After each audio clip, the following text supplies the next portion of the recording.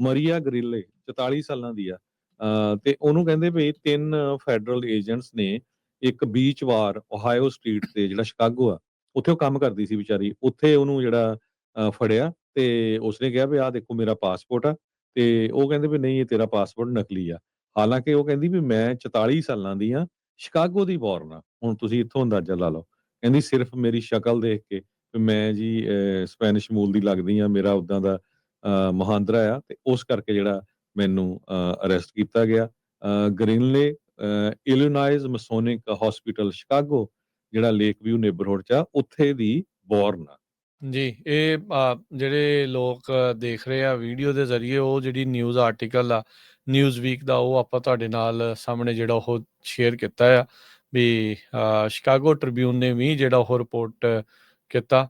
ਹੁਣ ਤੁਸੀਂ ਹਿਸਾਬ ਲਾ ਲਓ, ਜੇ ਤੁਸੀਂ ਆਪਣੇ ਪਾਸਪੋਰਟ ਦਿਖਾ ਕੇ ਵੀ ਉਹ ਚੀਜ਼ ਨਹੀਂ ਆ, ਤਾਂ ਫਿਰ ਕੁਝ ਰੱਖਣ ਦਾ ਫਾਇਦਾ ਵੀ ਆ, ਜਾਂ ਜਿਹੜਾ ਇਸ ਚੀਜ਼ ਦੇ ਵਿੱਚ ਕੋਈ ਫਾਇਦਾ ਆ ਜਾਂ ਨਹੀਂ ਜਿਹੜਾ ਹੈਗਾ। ਸੋ ਹੁਣ ਇਹ ਦੇਖਦੇ ਹਾਂ ਵੀ ਡਿਪਾਰਟਮੈਂਟ ਆਫ ਹੋਮਲੈਂਡ ਸਿਕਿਉਰਿਟੀ ਇਸ ਬਾਬਤ ਜੇ ਕੋਈ ਟਿੱਪਣੀ ਕਰਦਾ ਆ ਤਾਂ ਉਹ ਕੀ ਇਸ ਦੇ ਉੱਤੇ ਟਿੱਪਣੀ ਜਿਹੜੀ ਉਹ ਹੋਊਗੀ।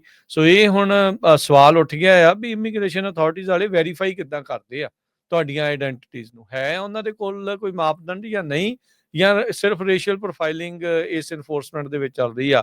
ਉਹਦਾ ਸੁਪਰੀਮ ਕੋਰਟ ਨੇ ਤਾਂ ਇਹਨਾਂ ਨੂੰ ਖੁੱਲ੍ਹ ਦਿੱਤੀ ਹੋਈ ਆ, ਕਹਿੰਦੇ ਵੀ ਨਹੀਂ ਨਹੀਂ, ਇਹ ਤਾਂ ਸਾਰਿਆਂ ਦੇ ਨਾਲ ਹੀ ਇੱਕ ਬਰਾਬਰ ਹੀ ਜਿਹੜਾ ਧੱਕਾ ਇੱਕ ਹਿਸਾਬ ਦੇ ਨਾਲ ਕਹਿੰਦੇ ਵੀ ਉਹ ਕਰ ਰਹੇ ਆ। ਗਰੀਲੀ ਨੇ ਕਿਹਾ ਵੀ ਮੈਂ ਲਟੀਨਾ ਆ, ਮੈਂ ਸਰਵਿਸ ਵਰਕਰ ਆ, ਤੇ ਮੈਂ ਉਸੇ ਹੀ ਡਿਸਕ੍ਰਿਪਸ਼ਨ 'ਚ ਫਿੱਟ ਹੁੰਦੀ ਆ ਜਿਹਦੀ ਇਹਨਾਂ ਨੂੰ ਭਾਲ ਹੈਗੀ ਆ, ਉੱਦਾਂ ਦੇ ਲੋਕਾਂ ਨੂੰ ਜਿਹੜਾ ਉਹ ਲੱਭ ਰਹੇ ਆ।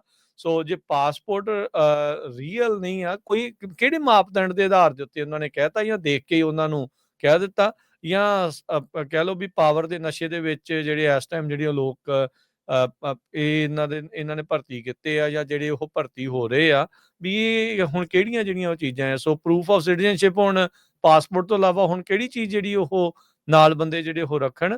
ਸੋ ਇਹ ਚੀਜ਼ਾਂ ਜਿਹੜੀਆਂ ਇੱਕ ਟ੍ਰੈਂਡ ਆ ਉਹ ਚੱਲ ਰਿਹਾ। ਇਹ ਆਲਦੋ ਇਹ ਸ਼ਿਕਾਗੋ ਦੇ ਵਿੱਚ ਹੋਇਆ, ਸਾਰਿਆਂ ਦੇ ਨਾਲ ਤਾਂ ਇਦਾਂ ਨਹੀਂ ਹੁੰਦਾ ਤੇ ਨਾ ਹੀ ਇਦਾਂ ਹੋਣਾ ਆ।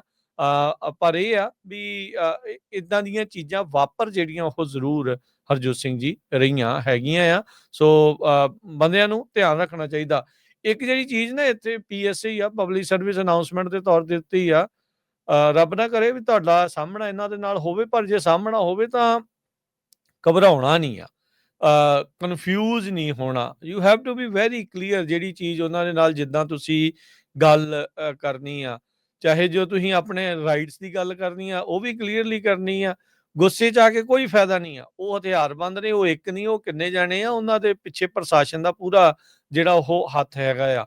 ਤੁਹਾਨੂੰ ਆਪਣੇ ਅਧਿਕਾਰਤ ਤੌਰ ਦੇ ਉੱਤੇ ਜੋ ਤੁਸੀਂ ਕਰ ਸਕਦੇ ਹੋ ਕਰਨਾ। ਜਿਹੜਾ ਡਾਕੂਮੈਂਟੇਸ਼ਨ ਆ ਉਹ ਘਬਰਾਏ ਤੋਂ ਬਗੈਰ ਜਿਹੜੇ ਉਹਨਾਂ ਨੂੰ ਤੁਸੀਂ ਦਿਖਾਉਣੇ ਆ। ਜਿੱਦਾਂ ਹੁਣ ਕੱਲ ਗ੍ਰੀਨ ਕਾਰਡ ਵਾਲੀ ਦੱਸੀ ਆ, ਅੱਜ ਤੁਸੀਂ ਜਿਹੜੇ ਸਿਟੀਜ਼ਨ ਵਾਲੀ ਜਿਹੜੀ ਉਹ ਦੱਸੀ ਆ। ਸੋ ਘਬਰਾਉਣ ਵਾਲੀ ਜਿਹੜੀ ਉਹ ਗੱਲ ਨਹੀਂ, ਪਰ ਇਹ ਚੀਜ਼ ਜਿਹੜੀ ਉਹ ਕਲੀਅਰ ਦੇਖੀ ਜਾਵੇ। ਇਹਨਾਂ ਨੇ ਜਿਹੜਾ ਉਹ ਐਕਸ਼ਨ ਆ ਇਹ ਮੋਸਟਲੀ ਉਹਨਾਂ ਸ਼ਹਿਰਾਂ ਦੇ ਵਿੱਚ ਹੀ ਕੀਤਾ ਆ ਜਿਹੜੀਆਂ ਬਲੂ ਸਟੇਟਸ ਆ, ਤੇ ਡੀਪ ਬਲੂ ਜਿਹੜੀਆਂ ਸਟੇਟਸ ਦੀਆਂ ਸਿਟੀਜ਼ ਦੇ ਵਿੱਚ ਆ। ਇਹ ਨਹੀਂ ਸੋਚਣ ਦੀ ਲੋੜ ਵੀ ਆਪਣੇ ਕਿੰਨਾ ਸਮਾਗਮਾਂ ਦੇ ਉੱਤੇ ਜਾਂ ਆਪਣੇ ਕਿਸੇ ਪ੍ਰੋਗਰਾਮਾਂ ਦੇ ਉੱਤੇ ਇਦਾਂ ਦੀ ਕੋਈ ਚੀਜ਼ ਜਿਹੜੀ ਹੋਊਗੀ। ਆਲਰੇਡੀ ਉਹਨਾਂ ਨੂੰ ਹਦਾਇਤਾਂ ਹੈਗੀਆਂ ਆ। ਕੇਸ ਵੀ ਆਪਣਾ ਵੈਸਟ ਸੈਕਰਾਮੈਂਟੋ ਗੁਰਦੁਆਰਾ ਸਾਹਿਬ ਨੇ ਜਿਹੜਾ ਉਹ ਜਿੱਤਿਆ ਸੀਗਾ ਵੀ ਕਿਸ ਤਰੀਕੇ ਦੇ ਨਾਲ ਵੀ ਉੱਥੇ ਉਹ ਨਹੀਂ ਆ ਸਕਦੇ। ਸੋ ਗੁਰੂ ਘਰਾਂ ਨੂੰ ਲੈ ਕੇ ਇਦਾਂ ਦੀਆਂ ਚੀਜ਼ਾਂ ਜਿਹੜੀਆਂ ਉਹ ਨਾ ਸੋਚੀਆਂ ਜਾਣ, ਨਾ ਹੀ ਇਦਾਂ ਦੀ ਕੋਈ ਚੀਜ਼ ਵਾਪਰੀ ਆ, ਤੇ ਨਾ ਹੀ ਜਿਹੜੀ ਆ ਅਸੀਂ ਉਮੀਦ ਕਰਦੇ ਹਾਂ ਵੀ ਇਦਾਂ ਦੀ ਚੀਜ਼ ਨਾ ਹੀ ਜਿਹੜੀ ਆ ਉਹ ਹੋਵੇਗੀ। ਇਨਫੈਕਟ ਆਪਾਂ ਦੇਖਦੇ ਹਾਂ ਵੀ ਜਿਹੜੇ ਵੀ ਕੋਈ ਵੱਡੇ ਪ੍ਰੋਗਰਾਮ ਇਨਫੈਕਟ ਹੁੰਦੇ ਉਹਨਾਂ ਵਿੱਚ ਤਾਂ ਲੋਕਲ ਲਾ ਐਨਫੋਰਸਮੈਂਟ ਉੱਥੇ ਸਿਕਿਉਰਿਟੀ ਦਾ ਖੁਦ ਆਪ ਜਿਹੜਾ ਉਹ ਪ੍ਰਬੰਧ ਜਿਹੜੀ ਉਹ ਲੋਕਾਂ ਦੇ ਲਈ ਕਰਦੀ ਆ। ਸੋ ਉਹਦੇ ਵਿੱਚ ਘਬਰਾਉਣ ਦੀ ਜਿਹੜੀ ਉਹ ਜ਼ਰੂਰਤ ਜਿਹੜੀ ਉਹ ਨਹੀਂ ਹੁੰਦੀ। ਪਰ ਇਹ ਆ ਵੀ ਜੇ ਤੁਸੀਂ ਇਹੋ ਜਿਹੇ ਸ਼ਹਿਰਾਂ ਦੇ ਵਿੱਚ ਰਹਿੰਦੇ ਆ, ਤੁਸੀਂ ਥੋੜਾ ਜਿਹਾ ਧਿਆਨ ਰੱਖੋ, ਆਪਣੀ ਡਾਕੂਮੈਂਟੇਸ਼ਨ ਜਿਹੜੀ ਉਹ ਕੋਲ ਜ਼ਰੂਰ ਰੱਖਿਆ ਕਰੋ। 1 ਮਿੰਟ ਮੈਂ ਲੈਣਾ। ਜਿਹੜੇ ਗ੍ਰੀਨ ਕਾਰਡ ਹੋਲਡਰਸ ਆ, ਬੜੇ ਧਿਆਨ ਨਾਲ ਸੁਣਿਓ। 12.8 ਮਿਲੀਅਨ ਲੋਕ ਅਮਰੀਕਾ ਦੇ ਵਿੱਚ ਪਰਮਾਨੈਂਟ ਜਿਹੜੇ ਰੈਜ਼ੀਡੈਂਟ ਹੈਗੇ ਜਿਨ੍ਹਾਂ ਦੇ ਕੋਲ ਗ੍ਰੀਨ ਕਾਰਡ ਆ। ਤੁਹਾਨੂੰ ਹਰ ਵੇਲੇ ਕਹਿੰਦੇ ਵੀ ਜਿਹੜਾ ਗ੍ਰੀਨ ਕਾਰਡ ਆ ਉਹ ਕੋਲ ਰੱਖਣਾ ਚਾਹੀਦਾ ਜਦੋਂ ਤੁਸੀਂ ਬਾਹਰ ਕਿਤੇ ਜਾਂਦੇ। ਇਹ ਨਹੀਂ ਵੀ ਜਿੱਦਾਂ ਸੁੱਤੇ ਪਏ ਆ ਵੀ ਕੋਲ ਰੱਖ ਲਓ। ਜਦੋਂ ਤੁਸੀਂ ਕਿਤੇ ਬਾਹਰ ਕਿਤੇ ਵੀ ਜਾਣਾ ਹੈਗਾ ਆ, ਤੇ ਪੈਨਲਟੀਜ਼ ਮੈਂ ਦੱਸਦਾ। ਕਹਿੰਦੇ ਵੀ ਜੇ ਤੁਹਾਡੇ ਕੋਲ ਗ੍ਰੀਨ ਕਾਰਡ ਨਾ ਹੋਇਆ, ਤੁਹਾਡੇ ਤੇ ਮਿਸਡਿਮੀਨਰ ਚਾਰਜ ਲੱਗ ਸਕਦੇ ਆ, ਫਾਈਨ ਹੋ ਸਕਦਾ $100 ਤਾਈਂ।